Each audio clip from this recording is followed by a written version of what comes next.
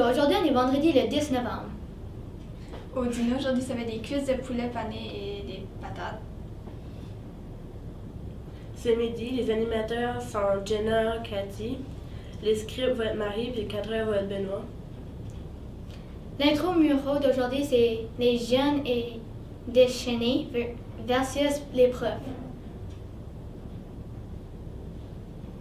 Julie Plourde, l'infirmière praticienne en santé sexuelle, sera présente à l'école le vendredi 10 novembre de 10h30 à 16h.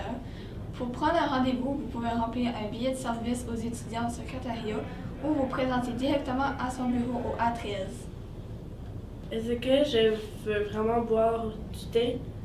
C'est ce qu'on va voir avec la vidéo. Le consentement, simple comme une tasse de thé.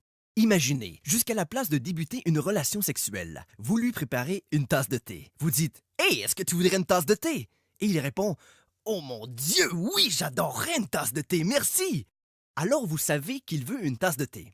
Si vous dites « Hey, est-ce que tu voudrais une tasse de thé? » Non, je ne suis pas sûr.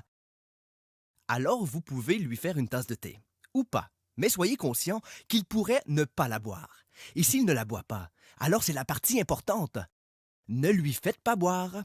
Que vous l'ayez fait ne veut pas dire que vous avez le droit de lui faire boire. Et s'il dit « non merci », alors ne lui faites pas de thé. Du tout. Ne lui faites pas boire de thé, ne lui faites pas boire de thé. Ne vous fâchez pas parce qu'il ne veut pas de thé. Il ne veut simplement pas de thé. D'accord? Il peut dire « oui, s'il te plaît, c'est gentil de ta part ». Et quand le thé arrive, en fait, il ne veut plus de thé du tout. Bien sûr, c'est plutôt agaçant, car vous avez fait l'effort de faire du thé, mais il n'est pas obligé de boire du thé. Il voulait du thé, maintenant il n'en veut plus. Pendant le temps que ça prend pour faire bouillir la bouilloire, d'infuser le thé et d'ajouter le lait, c'est acceptable que les gens changent d'avis. Et vous n'avez toujours pas le droit de leur faire boire. Et s'il est inconscient, ne lui faites pas de thé. Les gens inconscients ne veulent pas de thé. Et ne peuvent répondre à la question « veux-tu du thé ?» parce qu'ils sont inconscients. OK, peut-être qu'il était conscient quand vous lui avez demandé s'il voulait du thé et qu'il vous a dit oui, blablabla. Mais pendant le temps que ça a pris pour faire bouillir la bouilloire, diffuser le thé et ajouter le lait, il est à présent inconscient. Vous devriez juste poser le thé, vous assurer que la personne inconsciente est en sécurité, et c'est encore la partie importante. Ne lui faites pas boire de thé. Il a dit avant bien sûr, mais les personnes inconscientes ne veulent pas de thé. Si quelqu'un dit oui au thé, commence à le boire et s'évanouit avant d'avoir fini, ne continuez pas à lui verser dans la gorge, enlevez-lui le thé, assurez-vous qu'ils sont en sécurité, parce que les gens inconscients ne veulent pas de thé. Faites-moi confiance.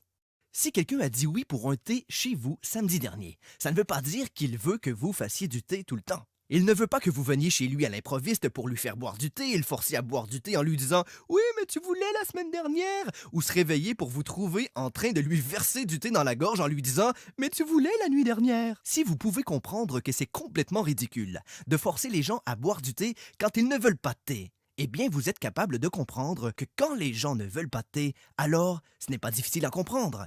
C'est la même chose avec le sexe.